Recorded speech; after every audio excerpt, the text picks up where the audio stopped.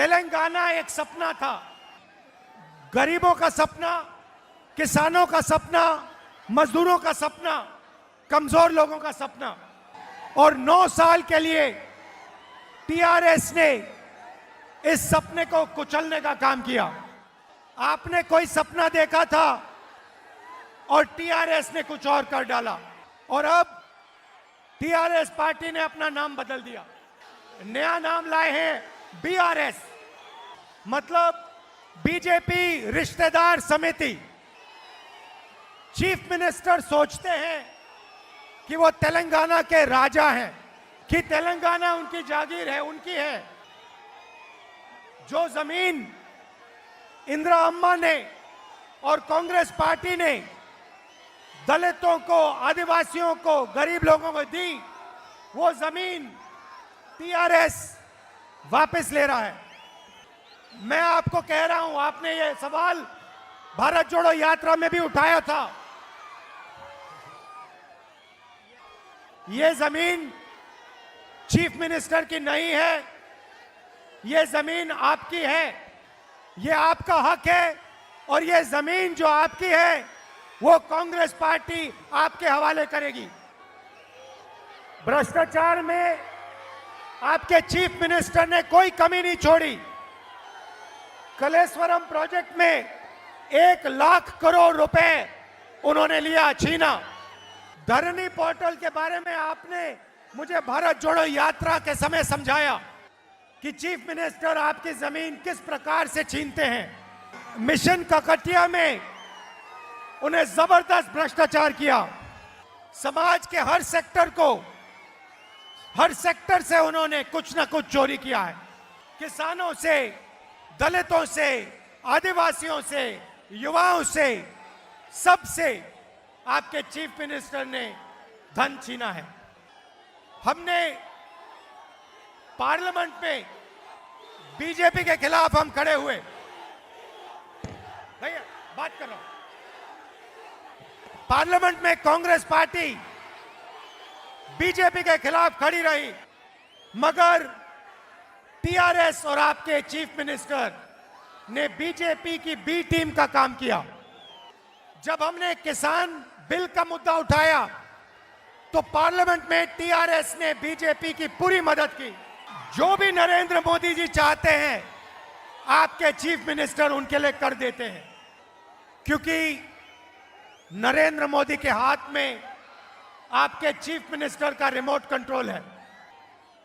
Congress party ने पहले वरंगल में रायतू डिक्लेरेशन किया, उसके बाद हैदराबाद में यूथ डिक्लेरेशन किया, और आज एक आपके लिए एक ऐतिहासिक कदम उठा रहे हैं, चयुक्ता वायदा। 4000 रुपए हर महीने सीनियर सिटीजन्स, विधवाओं के लिए पेंशन। ये एक और कदम है गरीबों की मदद करने का। और दूसरी बात, जो पोडू जमीन है, पोडू लैंड, वो हम आदिवासी भाइयों को देंगे। कुछ महीने पहले हम कर्नाटक में चुनाव लड़े, उधर भी एक भ्रष्ट सरकार थी, गरीब विरोधी सरकार थी। कांग्रेस पार्टी ने उस सरकार को परे कर दिया, हरा दिया। कांग्रेस पार्टी के साथ कर्नाटक का हर गरीब व्यक्ति खड़ा हो गया।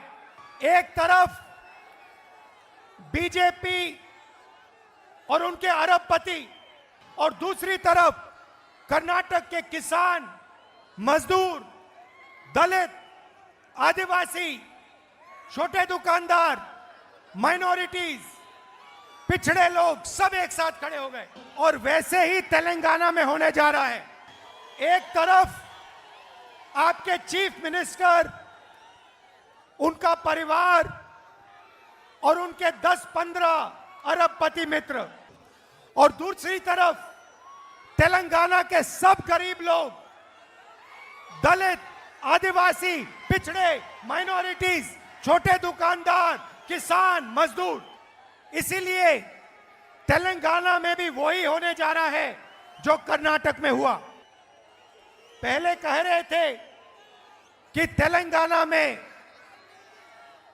टीआरएस, कांग्रेस और बीजेपी के बीच में लड़ाई है। तेलंगाना में बीजेपी नहीं बची, खत्म हो गई। उनको पता नहीं लगा।